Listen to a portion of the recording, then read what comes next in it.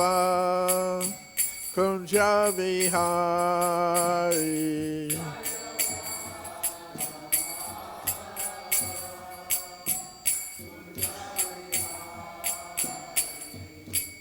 Gopi jana vallabha Giridharadhari.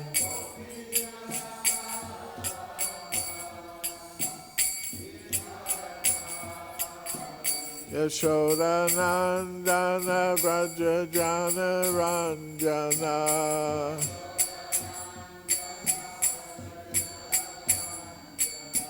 Yamuna Tira Vanachari.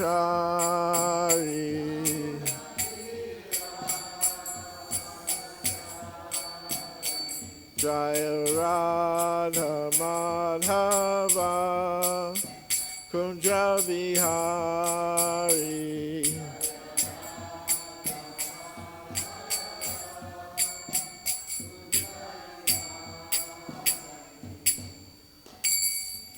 Jayam Vishnupad Paramahamsa Parvajakacharya Astar Sata Sri Srimada's Divine Grace A.C. Bhaktivedanta Swami Prabhupada Ki Jai.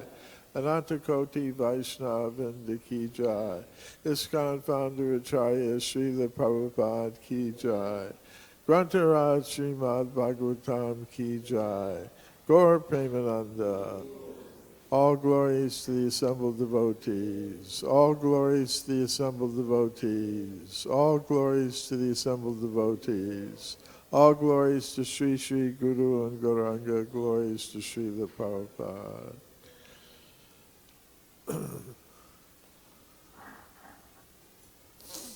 Om Namo Bhagavate Vasudevaya.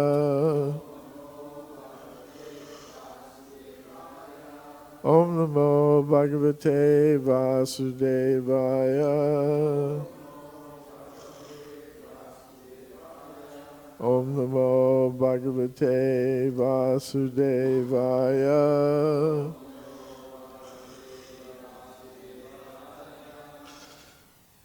Srimad Bhagavatam, Canto 3, Chapter 28, Kapila's Instructions on Devotional Service, Text 25. Nābhi-hradam,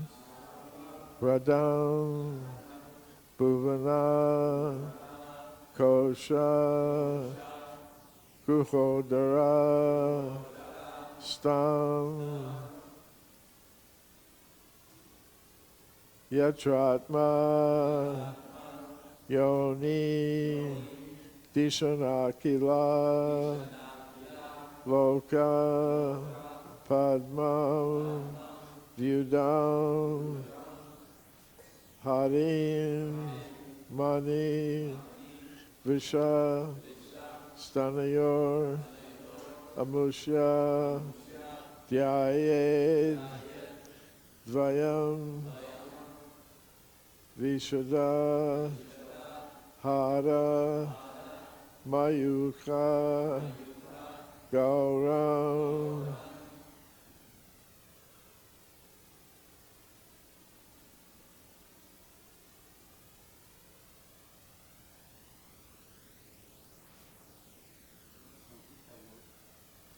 nābhi-hradam, bhuvana-kośa-guhodara-sthaṁ.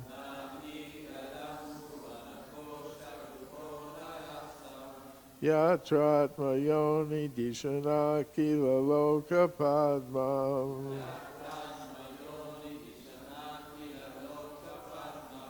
vyūḍham, harin-maṇi-vṛṣa-stanayor, amuṣya.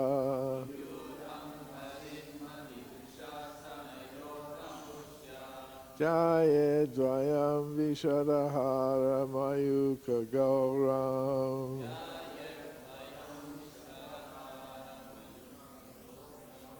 nābhi-hradam, bhuvana-kośa-guhodara-sthaṁ.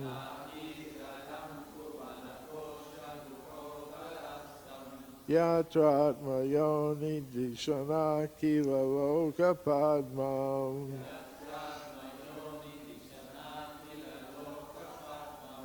vyūḍham harin-maṇi-vṛṣa-stanayor amuṣya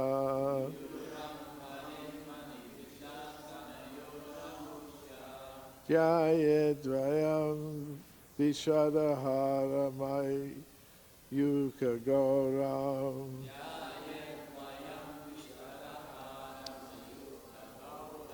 nābhi-hradam bhuvana-kośa-guhodara-sthaṁ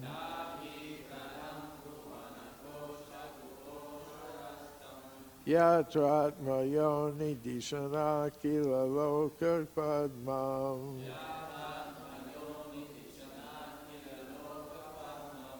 vyūḍham harin-maṇi-vṛṣa-stanayor amuṣya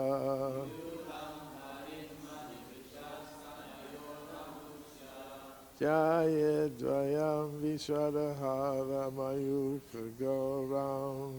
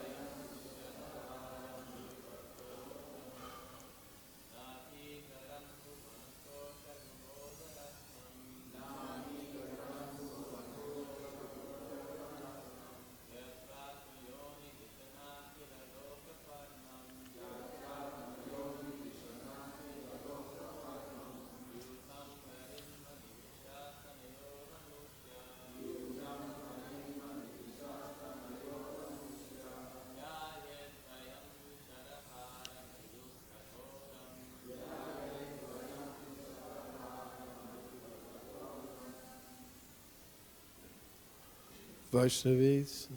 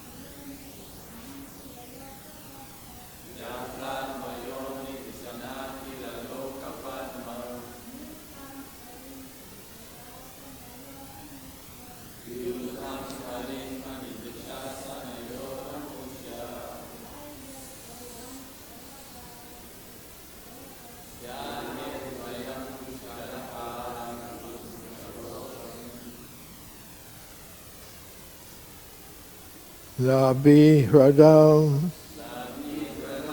the navel lake, bhuvana-kośa of all the worlds, guhā, the foundation, udara, on the abdomen, stham, situated, yatra, where, ātma-yoni of Brahmā, dhiṣaṇa, residence, akhila-loka, containing all planetary systems, padmam, lotus, vyūḍham, sprang up, harit-maṇi, like emeralds, vṛṣa, most exquisite, stanayoḥ, of nipples, amuṣya, of the Lord, dhyāyed, he should meditate on. Dvayam, the pair. Viśada, white. Hara, of pearl necklaces. Mayūkha, from the light. Gauram, whitish. Translation and purport by His Divine Grace A.C. Bhaktivedanta Swami Prabhupada. Translation: the yogi should then meditate on his moon-like navel in the center of his abdomen. From his navel, which is the foundation of the entire universe, sprang the lotus stem containing all the different planetary systems. The lotus is the residence of Brahmā, the first created being. In the same way, the yogi should concentrate his mind on the Lord's nipples, which resemble a pair of most exquisite emeralds and which appear whitish because of the rays of the milk-white pearl necklaces adorning his chest. Purport: the yogi is advised next to meditate upon the navel of the Lord, which is the foundation of all material creation. Just as a child is connected to his mother by the umbilical cord, so the firstborn living creature, Brahmā, by the supreme will of the Lord, is connected to the Lord by a lotus stem. In the previous verse, it was stated that the goddess of fortune, Lakshmi, who engages in massaging the legs, ankles, and thighs of the Lord, is called the mother of Brahmā. But actually, Brahma is born from the abdomen of the Lord, not from the abdomen of his mother. These are inconceivable conceptions of the Lord, and one should not think materially, how can the father give birth to a child? It is explained in the Brahma Samhita that each limb of the Lord has the potency of every other limb, because everything is spiritual. His parts are not conditioned. The Lord can see with his ears. The material ear can hear, but cannot see. But we understand from the Brahma Samhita that the Lord can also see with his ears and hear with his eyes. Any organ of his transcendental body can function as any other organ. His abdomen is the foundation of all the planetary systems. Brahmā holds the post of the creator of all planetary systems, but his engineering energy is generated from the abdomen of the Lord. Any creative function in the universe always has a direct connecting link with the Lord. The necklace of pearls which decorates the upper portion of the Lord's body is also spiritual, and therefore the yogi is advised to gaze at the whitish luster of the pearls decorating his chest. Om Jnana-timirandasya Gyananjana Shalakaya Chakshur Militam Yena Tasmai Shri Gurave Namaha. Shri Krishna Chaitanya Prabhu Nityananda Shri Advaita Gadadhar Srivasadi Gaura Bhaktivinoda. Hare Krishna, Krishna Krishna, Hare Hare Rama, Rama Rama, Hare Hare.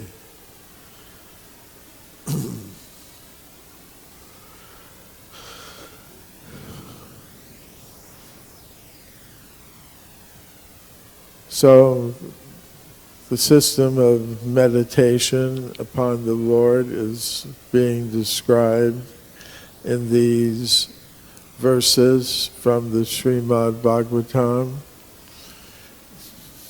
It's interesting, they're in the same verse form as the Brahma Samhita verses, and in its purport, Srila Prabhupada is saying that the Lord can use any of his senses for the functions of the other senses, and that's the verse that we're chanting, the second Brahma Samhita verse, Angani Yasya Sakalendriya Vritti-manti.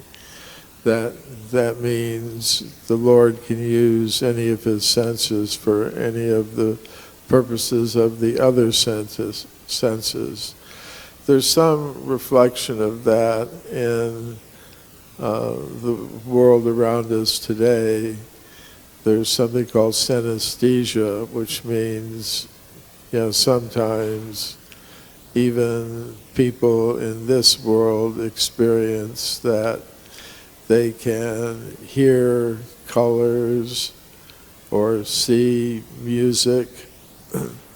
It's an interesting phenomenon, but it's originally there in its full manifestation in the body of the Supreme Lord.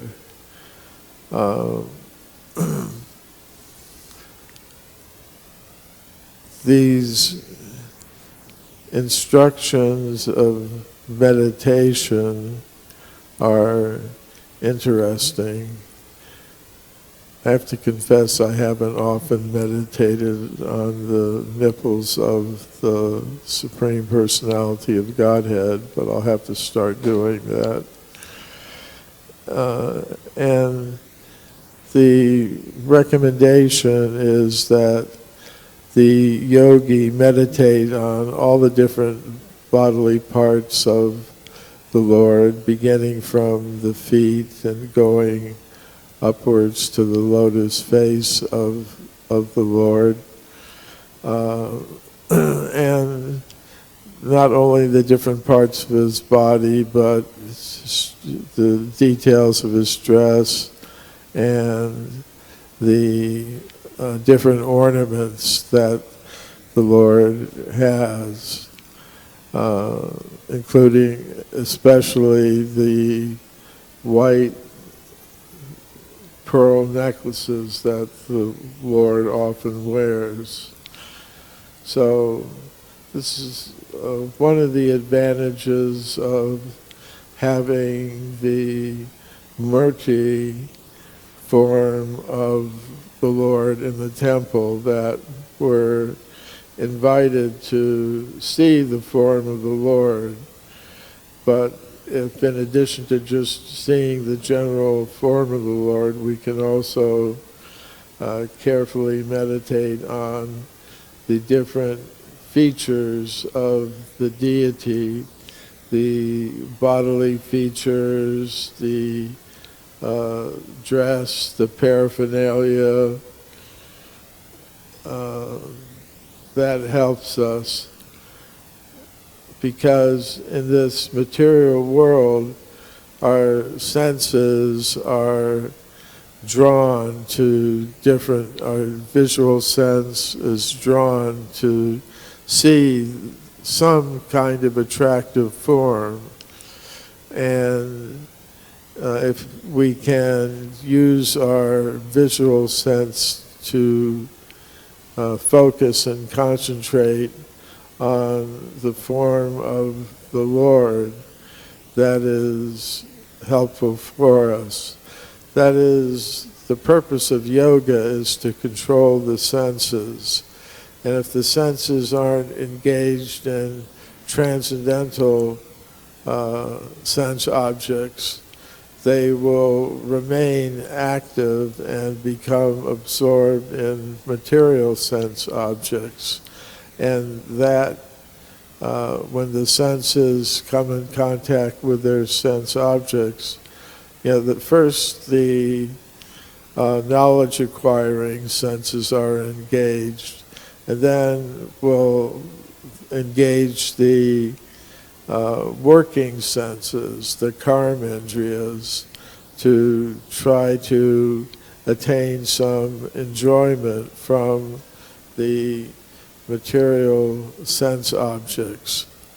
So it is Krishna's mercy that he fills this world, he appears in this world with spiritual sense objects in the form of transcendental sound, the sound of his holy name, the sound of the mantras of the Vedic literature, the verses of Srimad Bhagavatam.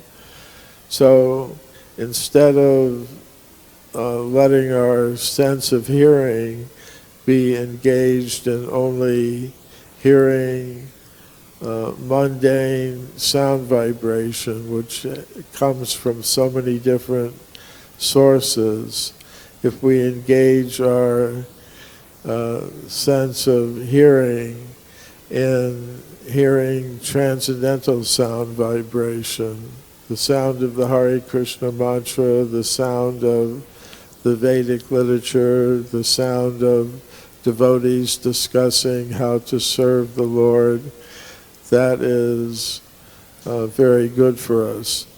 Because this material world is manifested by Krishna through the agency of his Purusha avatars. We're hearing the description now of Garbhodakshayi Vishnu, the Vishnu who manifests Lord Brahmā in each universe. The Mahavishnu emanates numberless universes as he breathes in and out, and he enters into each one of them as Garbhodakshayi Vishnu. And from Garbhodakshayi Vishnu comes a lotus flower, which we hear in this verse is the residence of Lord Brahmā, who is charged with the duty of engineering or manifesting the different planetary systems, the different lokas for the conditioned souls to occupy. This universe has a dual purpose. It's an opportunity for the conditioned souls to enjoy themselves or try to enjoy themselves independently from the Supreme Personality of Godhead. Krishna bahir-mukhana bhogavanchakare nikita-shramayatare japatiyatare. That means Krishna bahir-mukha. Some souls turn their faces from the Supreme Personality of Godhead. And why do they do that? Bhogavanchakare. They want to enjoy independently from the Supreme Personality of Godhead. So they can't do that in their spiritual body, so Krishna gives them a material body with which to falsely identify. And if they do that, if they falsely identify with the material body, they get a set of material senses, 5 knowledge-acquiring senses and 5 kinds of working senses. And if they become absorbed in meditating upon the material sense objects, then naturally their working senses become engaged in trying to enjoy and control and exploit those material sense objects, which include the material bodies of other living entities in this material world. So, Krishna, by his mercy, appears in this world and comes along with different spiritual sense objects to attract our attention. So that's the other purpose of this material world.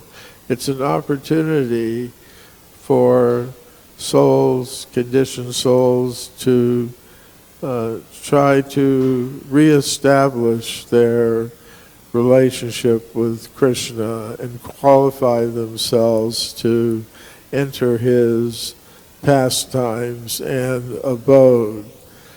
So that is the best use of a bad bargain, as Srila Prabhupada often said. You know, this material world is anityam asukham. It's not eternal, it's temporary, and it's not really full of unmixed pleasure. The conditioned souls try to obtain pleasure in so many ways, and they may experience some perverted reflection of genuine spiritual happiness and pleasure, but it's always mixed with different miseries. The adhyātmic miseries, the miseries that come from one's own mind and body, the adibhautic miseries, the miseries that are inflicted by other living entities, be they mosquitoes or different criminals or different kinds of animals, sharks, alligators, that, you know, different things that may attack one. And then there are the adibhautic miseries. Sometimes in the insurance policies they're called acts of God. So those different miseries are always there in the material world, and we shouldn't be surprised to hear about them, because that's the nature of this place.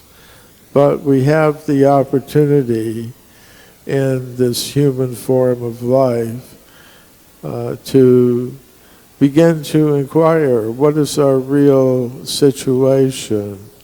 And Krishna gives us the opportunity to come to our real consciousness. So Brahmā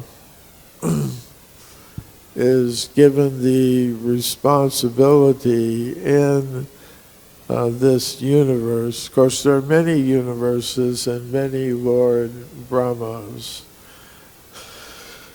We happen to be existing in the smallest universe.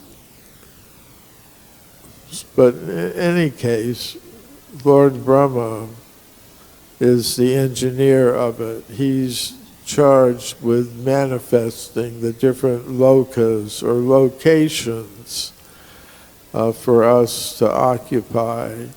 And he's also responsible for manifesting the material bodies that the soul has to inhabit in this material world. So he gets his energy and intelligence how to do that from the Supreme Lord. And Srila Prabhupada mentions in his purport that any type of creative activity depends upon being blessed with the energy, the creative energy that comes from Krishna ultimately.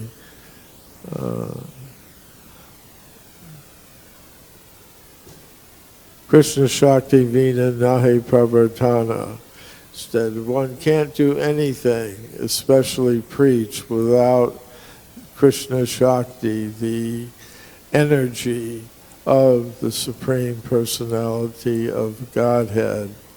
Just like Brahma, he awakened on this lotus flower coming from the navel of Garbhodakshaya Vishnu.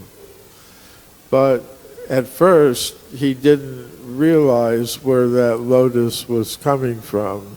He just awakened.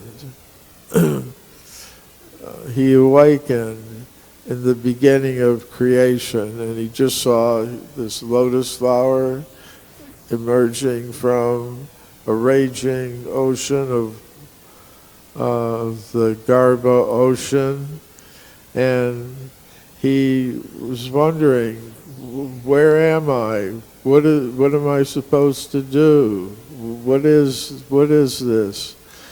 So he began to search down the stem of the lotus flower for its source, but he couldn't find it. So he heard a sound, tapa, means penance.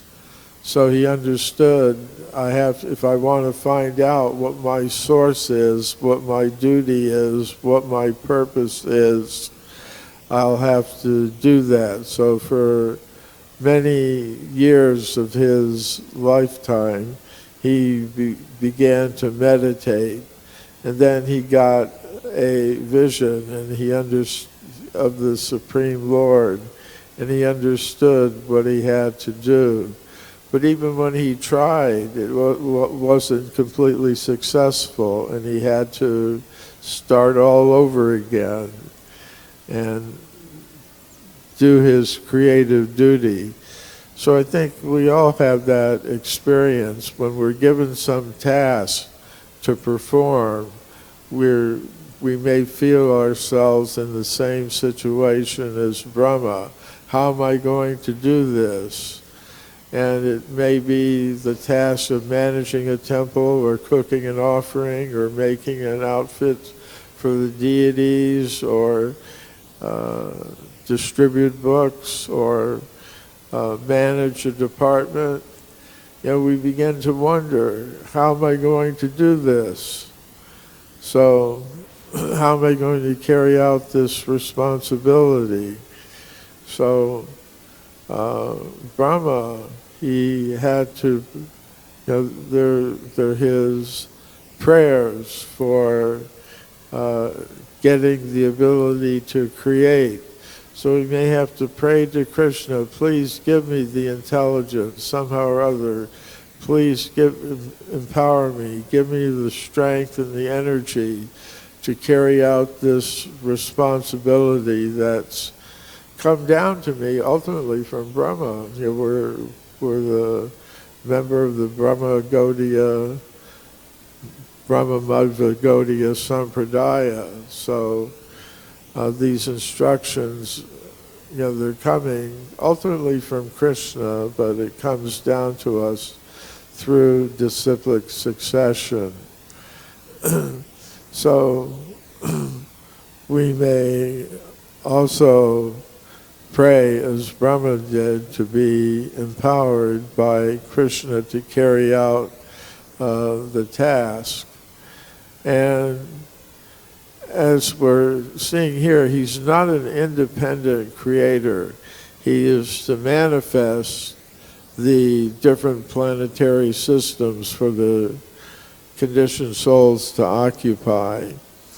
But the planets are actually there in seed form in the stem of the lotus. So they're originally,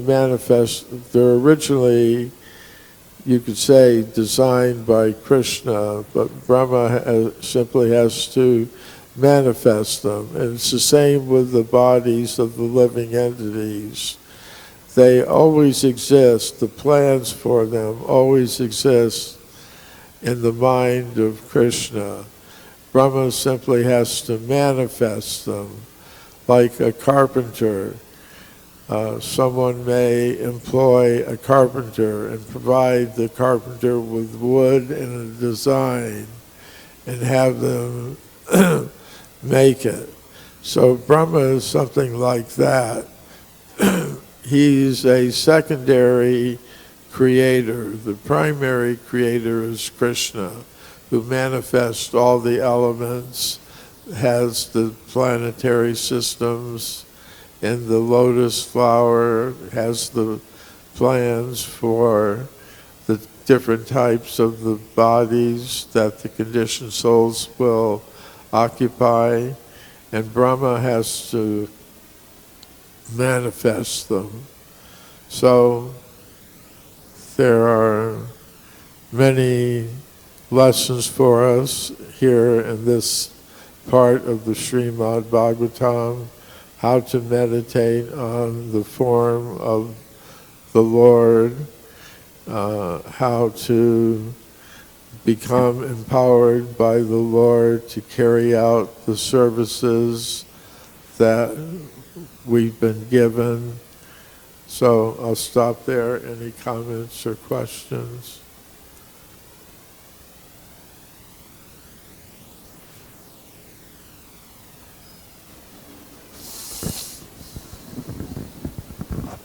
Hare Krishna Prabhu, thank you for the class.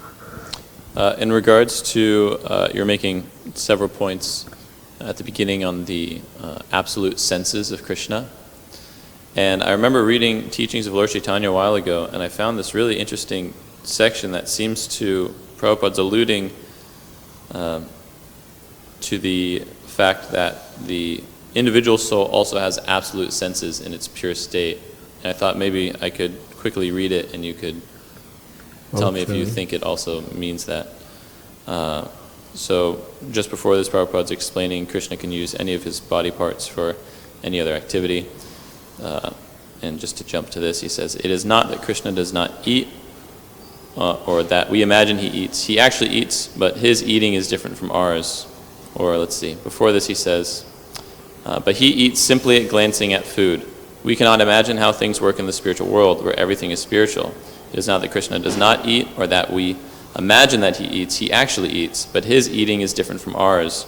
Our eating process will be similar to his when we are completely on the spiritual platform.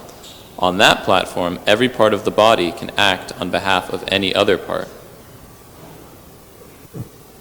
Well, that's pretty amazing, isn't it? If Srila Prabhupada says it, I can't doubt it. That seems we have something to look forward to. I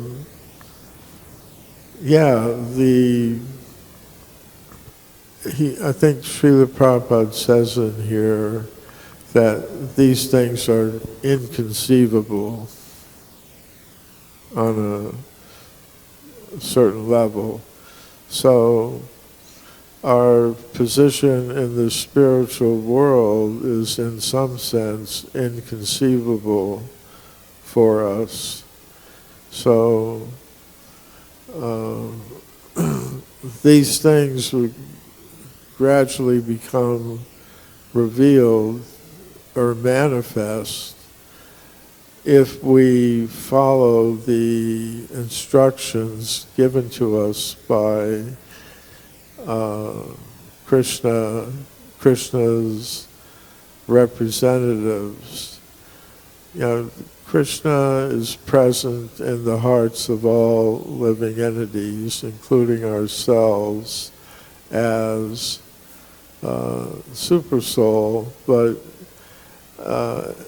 in the role of an instructor, the most confidential instructor, the Chaitya Guru, the Guru within the heart, who manifests externally in the form of the various kinds of spiritual masters, initiating spiritual masters, instructing spiritual masters,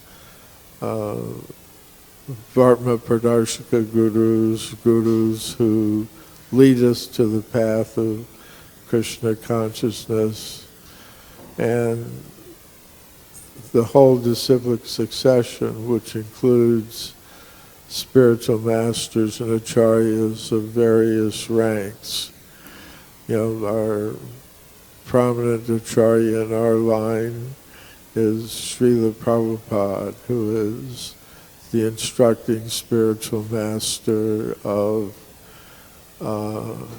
everyone in the society he created, the International Society for Krishna Consciousness.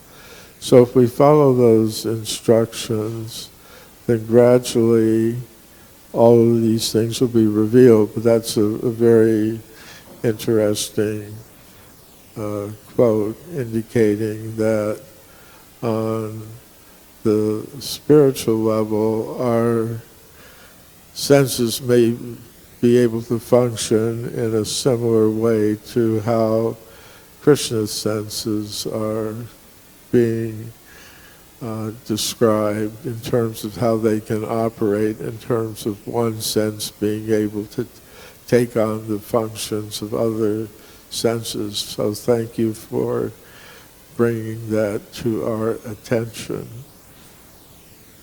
Anything else?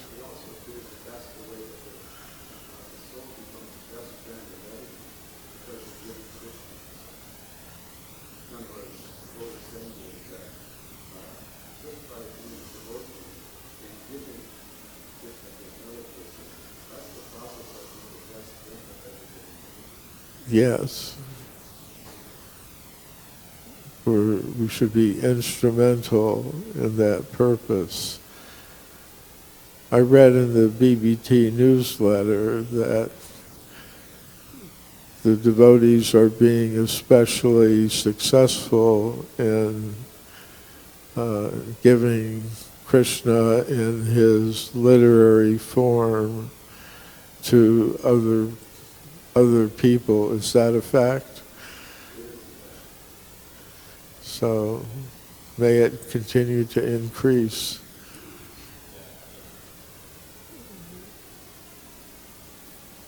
Hare Krishna, glories to Srila Prabhupada.